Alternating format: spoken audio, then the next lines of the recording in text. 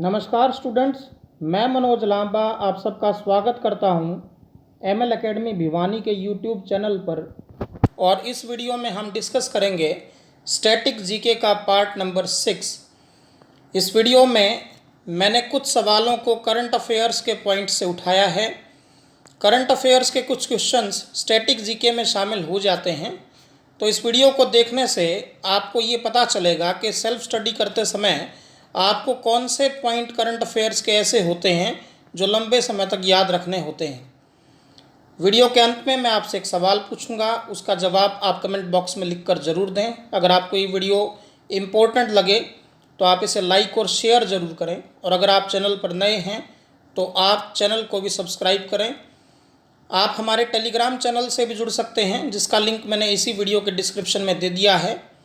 चलिए शुरू करते हैं आज के वीडियो को। तो हमारा पहला क्वेश्चन है, भारत किस वर्ष G20 शिखर सम्मेलन की मेज़बानी करेगा? तो भारत 2022 में G20 का जो शिखर सम्मेलन है उसकी मेज़बानी पहली बार करेगा। तो G20 जो है उसे ग्रुप ऑफ 20 कहते हैं, जिसकी स्थापना 1999 में हुई थी। इसमें 19 देश और यूरोपियन यूनियन शामिल है। 2019 में इसका सम्मेलन ओसाका जापान में हुआ था। 2020 में इसका सम्मेलन सऊदी अरब की राजधानी रियाद में प्रस्तावित है, और 2021 में इटली में, जबकि 2022 का सम्मेलन भारत आयोजित करेगा। भारत ने 2022 के लिए बहुत से लक्ष्य निर्धारित किए हैं, क्योंकि 2022 में भारत की आज़ादी को 75 वर्ष पूरे हो जाएंगे। तो उनमें से कुछ लक्ष्यों को हम देख लेते हैं। तो 2022 के लक्ष्यों में 175 गीगावाट नवीकरणीय ऊर्जा उत्पादन क्षमता का लक्ष्य। तो 175 गीगावाट को आप 1,75,000 मेगावाट भी कह सकते हैं। तो 2022 तक भारत का लक्ष्य है कि जो रेन्यूएबल सोर्सेज ऑफ एनर्जी हैं उनकी कैपेसिटी को 175 गीगावाट तक बूस्ट किया जाए। नवीकरणीय ऊर्जा संसाधनों में सबसे प्रमुख है सौर ऊर्जा। इसके अलावा जल विद्युत, पवन ऊर्जा, भूतापीय ऊर्जा, ज्वारीय ऊर्जा, सभी जो हैं नवीकरणीय ऊर्जा के अलग अलग रूप हैं। इसके बाद किसानों की आय को दुगना करने का लक्ष्य भी 2022 तक के लिए निर्धारित किया गया है। सबके लिए आवास, जो कि प्रधानमंत्री आवास योजना के अंतर्गत गगनयान मिशन, जो भारत का पहला मानव अंतरिक्ष मिशन होगा, ये भी 2022 तक पूरा करने का लक्ष्य है। इसमें सबसे प्रमुख सहयोग हम फ्रांस से प्राप्त कर रहे हैं। इंटरपोल की 91वीं बैठक भी 2022 में भारत में ही आयोजित होगी। चलिए अगले प्रश्न को देखते हैं। कॉमनवेल्थ का 54वां सदस्य देश बना है, तो ये बना है मालदीव। तो मालदीव भारत का जलीय पड़ोसी है, हिंद महासागर में स्थित देश है। क्षेत्रफल के अनुसार एशिया का सबसे छोटा देश है मालदीव। मालदीव 2016 में कॉमनवेल्थ से अलग हो गया था, लेकिन अब 1 फरवरी 2020 से, ये बहुत इम्पोर्टेंट डेट है जो मैं आपको बता रहा हूँ, 1 फरवरी 2020 से मालदीव दोबारा कॉमनवेल्थ का सदस्य बन गया, और अब दोबारा से कॉमनवेल्थ के मेंबर्स की जो संख्या है वो 54 हो गई है। मालदीव के राष्ट्रपति हैं इब्राहिम मोहम्मद सोलिह, राजधानी है माले, और मुद्रा है रुफिया, और कॉमनवेल्थ का जो मुख्यालय है वो लंदन में स्थित है। ये आपको ध्यान रखने हैं सारे पॉइंट्स। इसके बाद है, चेरनोबिल परमाणु दुर्घटना कहाँ हुई थी? तो ये यूक्रेन की एक जगह है चेरनोबिल, जहाँ 26 अप्रैल 1986 को परमाणु दुर्घटना घटी थी। यूक्रेन की राजधानी है कीव, और मुद्रा है हिरवानिया। यूक्रेन के राष्ट्रपति हैं व्लादिमीर जेलेंस्की, जो कॉमेडियन रहे हैं पहले। यूक्रेन का एक द्वीप है क्रीमिया, जिस पर रूस ने कब्जा कर लिया है। इसके बाद है, किस रोग को हेंसन रोग भी कहते हैं? तो कुष्ठ रोग यानी लेप्रोसी को हेंसन रोग भी कहा जाता है। कुष्ठ रोग का एक बैक्टीरियल डिजीज है, अर्थात जीवाणु से होने वाला रोग है, जिसके जीवाणु का नाम है माइकोबैक्टीरियम लेप्री। तो माइकोबैक्टीरियम लेप्री जीवाणु है कुष्ठ रोग का। गांधी जी ने इस रोग के रोगियों को समाज में उचित स्थान दिलाने के लिए प्रयास किए थे, इसीलिए 30 जनवरी को कुष्ठ निवारण दिवस के रूप में भारत में मनाया जाता है। तो ये आपको ध्यान रखना है। इसके बाद है हमारा अगला प्रश्न, किस भारतीय को IBM का CEO बनाया गया? तो इंटरनेशनल बिजनेस मशीन बहुत बड़ी अंतर्राष्ट्रीय कंपनी है, इसका CEO बनाया गया है अरविंद कृष्णा को। तो भारतीय मूल के बहुत से लोग मल्टीनेशनल कंपनीज़ के CEO हैं, उनमें से हम कुछ को देख लेते हैं। तो इसमें सुंदर पिचाई गूगल और गूगल की पेरेंट कंपनी अल्फ़ाबेट के CEO हैं। सत्य नडेला माइक्रोसॉफ्ट कॉरपोरेशन के CEO हैं। शांतनु नारायण अडोब इंक के CEO हैं। अजय पाल सिंह बंगा मास्टर कार्ड के CEO हैं। निकेश अरोड़ा पालो एल्टो नेटवर्क्स के CEO हैं। तो ये वर्तमान में वो बड़े चेहरे हैं जो CEO हैं। एक हैं विक्रम पंडित जो ओरेगन ग्रुप के CEO हैं, विक्रम पंडित, और राजीव सूरी नोकिया के CEO के पद से सेवानिवृत्त हो गए हैं, रिटायर हो गए हैं राजीव सूरी। इसके बाद है अभिनंदन योजना का संबंध किस राज्य से है? तो ये असम सरकार की एजुकेशनल लोन सब्सिडी की स्कीम है। तो जिन छात्रों ने एजुकेशनल लोन लिया है तो उन्हें 50,000 रुपये तक की सब्सिडी देगी असम की सरकार। असम के मुख्यमंत्री हैं सर्बानंद सोनोवाल, राज्यपाल हैं जगदीश मुखी। यहाँ पर मानस तथा काजीरंगा नेशनल पार्क हैं। मानस नेशनल पार्क टाइगर के लिए और काजीरंगा नेशनल पार्क एक सींग वाले गैंडे के लिए प्रसिद्ध है। यहाँ की प्रमुख नदी है ब्रह्मपुत्र। और असम सरकार ने शिशु सुरक्षा ऐप लॉन्च की थी, एक अरुंधति योजना लॉन्च की थी, और असम सरकार उत्तरण योजना के तहत स्टेडियम्स का निर्माण कर रही है। और एक सर्वश्रेष्ठ एथलीट भारत की हिमा दास भी असम से ही हैं, जिन्हें ढींग एक्सप्रेस कहा जाता है। इसके बाद है किस बैंक ने लक्ष्मी नामक रोबोट का उपयोग आरंभ किया है? तो सिटी यूनियन बैंक ने लक्ष्मी नामक रोबोट का उपयोग किया है। ये भारत का पहला बैंकिंग रोबोट है। और ICICI बैंक रोबोटिक आर्म के द्वारा नोटों की गिनती करवाने वाला पहला बैंक बन गया है। यह आपको ध्यान रखना है कि रेलवे ने भी एक आस्क दिशा नाम का रोबोट लॉन्च किया है। सोफिया नामक रोबोट को सऊदी अरब ने नागरिकता भी दे रखी है। तो रोबोट्स के बारे में बहुत ज़्यादा प्रश्न भविष्य में भी बनते रहेंगे, क्योंकि वर्तमान का जो युग है वो आर्टिफिशियल इंटेलिजेंस का युग है, कृत्रिम बुद्धिमत्ता का युग है। तो अगर आपको ये वीडियो पसंद आ रहा है और आपको हेल्पफुल लग रहा है, इम्पोर्टेंट लग रहा है, तो आप इसको लाइक और शेयर ज़रूर करें, जिससे मेरे आत्मविश्वास में वृद्धि हो और मैं आपके लिए इसी प्रकार से अच्छे वीडियोस बनाता रहूं। भारत की पहली निजी ट्रेन का नाम? तो तेजस एक्सप्रेस भारत की पहली प्राइवेट ट्रेन है, जिसका संचालन IRCTC के द्वारा किया जा रहा है। IRCTC का अर्थ है Indian railway catering and tourism corporation. और ये जो पहली तेजस एक्सप्रेस है ये दिल्ली से लखनऊ के बीच चलाई गई है। और भारत का पहला जो प्राइवेट रेलवे स्टेशन है, निजी रूप से संचालित रेलवे स्टेशन, वो है हबीबगंज। तो हबीबगंज रेलवे स्टेशन मध्य प्रदेश की राजधानी भोपाल में स्थित है और इसका नाम भी अटल बिहारी वाजपेयी के नाम पर रखा गया है। इसके बाद है नासा के ड्रैगन फ्लाई मिशन का संबंध किससे है? तो ये शनि के सबसे बड़े उपग्रह टाइटन के अध्ययन से संबंधित है, नासा का ड्रैगन फ्लाई मिशन। अगर हम टाइटन की बात करें तो ये पूरे सोलर सिस्टम में दूसरा सबसे बड़ा उपग्रह है।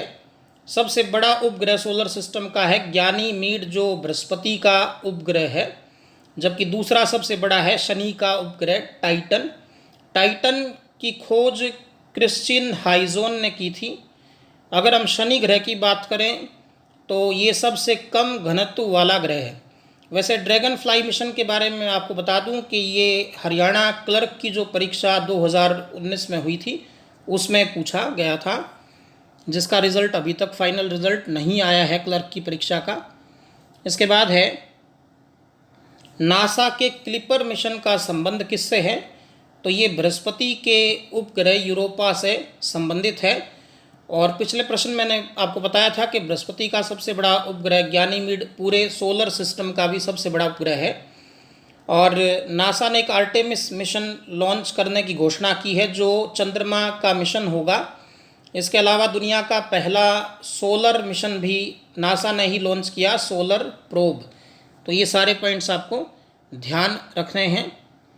इसके बाद हमारा अगला प्रश्न है, पॉलिटिक्स ऑफ चरखा नामक पुस्तक किसने लिखी? तो ये जे.बी. कृपलानी की पुस्तक है। जे.बी. कृपलानी भारत की आज़ादी के समय कांग्रेस के अध्यक्ष थे। इन्हें आचार्य उपनाम से भी जाना जाता है। इनका पूरा नाम है जीवत राम भगवान दास कृपलानी।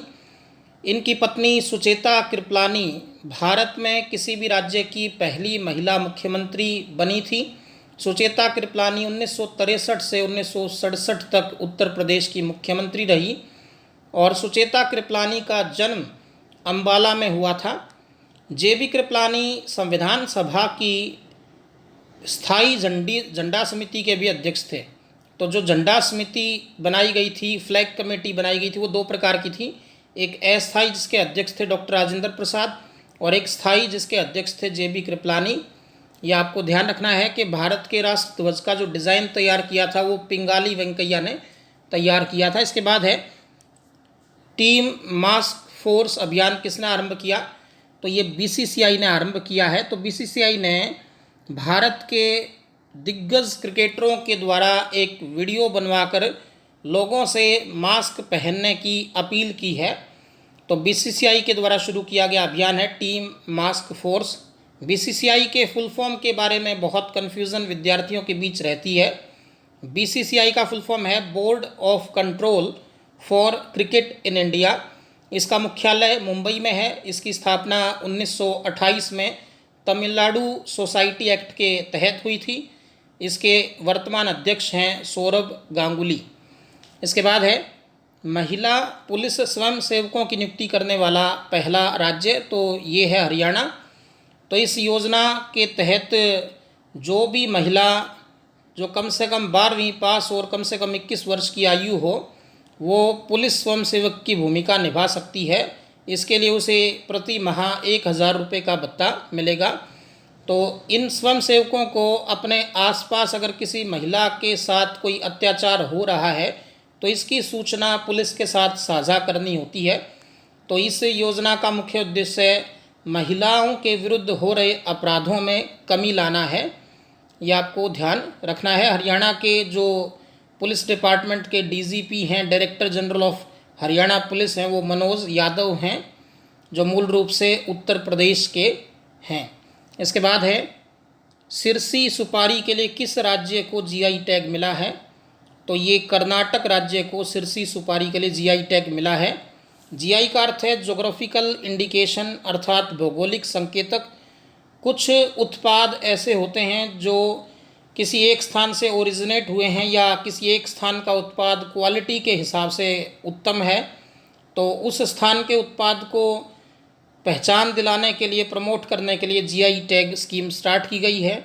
एक उत्पाद को 10 वर्ष के लिए जीआई टैग एक बार में दिया जाता है, उसके बाद उसे एक्सटेंड करवाने के लिए अप्लाई करना होता है।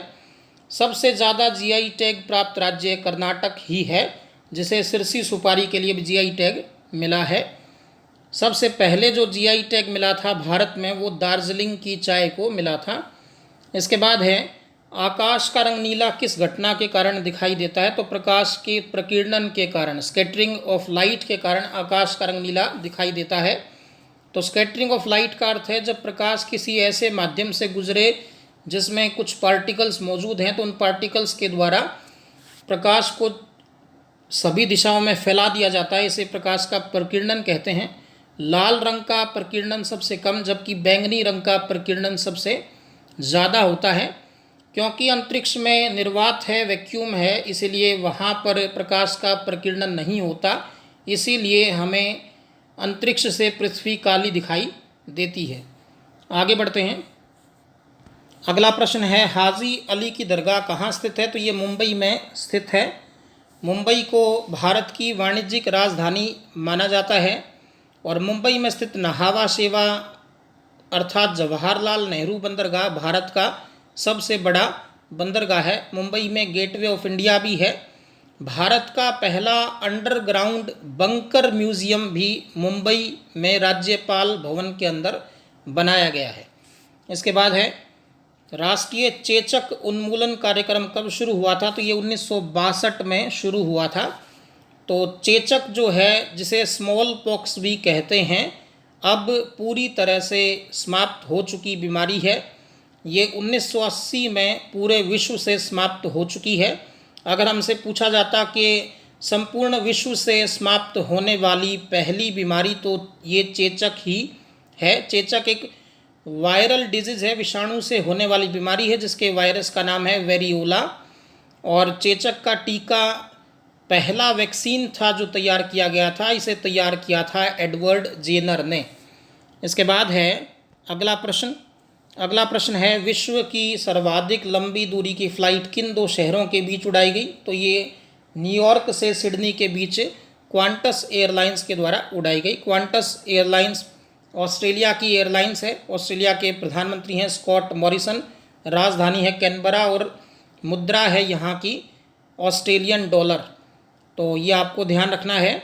भारत में भी एक स्कीम चलाई गई है, उड़ान योजना, जिसका अर्थ है उड़े देश का आम नागरिक, जिसमें रियायती दरों पर जो है नागरिकों को वायु परिवहन का लाभ दिया जा रहा है। और भारत के नागरिक उड्डयन मंत्री हैं हरदीप सिंह पुरी, ये भी आपको ध्यान रखना है। इसके बाद है, सह्याद्री मेघ किस फसल की नई किस्म है? तो ये धान की किस्म है, जिसे विकसित किया है कर्नाटक के शिमोगा में स्थित कृषि एवं बागवानी विज्ञान विश्वविद्यालय ने। और ये किस्म जो धान का ब्लास्ट रोग है उसकी प्रतिरोधी है, अर्थात धान का जो ब्लास्ट रोग है वो इस किस्म में नहीं होगा। और इस रोग के कारण धान का रकबा कम होता जा रहा था, अर्थात कम किसान धान की खेती करने लगे थे। लेकिन इस किस्म के बाद अब धान की खेती को भी प्रोत्साहन मिलेगा। तो सह्याद्री जो है वो पश्चिमी घाट पर स्थित पर्वत का भी नाम है। और मैं आपको बता दूं कि सह्याद्री मेघ में ब्लास्ट रोग के प्रति प्रतिरोधकता तो है ही, साथ में ये पोषक तत्वों से भी संपूर्ण है। इसके बाद है, वर्तमान में कितनी महारत्न कंपनियां हैं? तो वर्तमान में 10 महारत्न कंपनियां हैं और इनके नाम हम देख लेते हैं। तो 10 महारत्न कंपनियों में भेल Bharat heavy electricals limited, BPCL Bharat petroleum corporation limited, CIL coal India limited, GAIL gas authority of India limited, IOC Indian oil corporation, NTPC national thermal power corporation, ONGC oil and natural gas corporation, SAIL steel authority of India limited, HPCL Hindustan petroleum corporation limited, PGCIL power grid corporation of India limited. तो पहले 8 महारत्न कंपनियां थी, 2019 में 2 कंपनियों को इसका दर्जा और दिया गया, जिसमें HPCL और PGCIL शामिल हैं। तो ये था हमारा आज का वीडियो। अब मैं आपसे एक सवाल पूछूंगा। तो आपका सवाल है कि सिरसी सुपारी के लिए किस राज्य को GI टैग मिला है? तो इस सवाल का आंसर आप कमेंट बॉक्स में ज़रूर लिखें, ताकि मैं ये अनुमान लगा सकूं कि आप वीडियो को कितना ध्यानपूर्वक देखते हैं। और अगर आपको ये वीडियो इम्पोर्टेंट लगा है तो आप इसे लाइक और शेयर ज़रूर करें। और अगर आप चैनल पर नए हैं तो चैनल को भी सब्सक्राइब कर लें। आप टेलीग्राम चैनल से ज़रूर जुड़ें, क्योंकि उस पर मैं डेली करंट अफेयर्स और डेली इम्पोर्टेंट GK के पॉइंट्स शेयर करता हूँ। तो आप सभी का बहुत बहुत धन्यवाद। जय हिंद, जय भारत।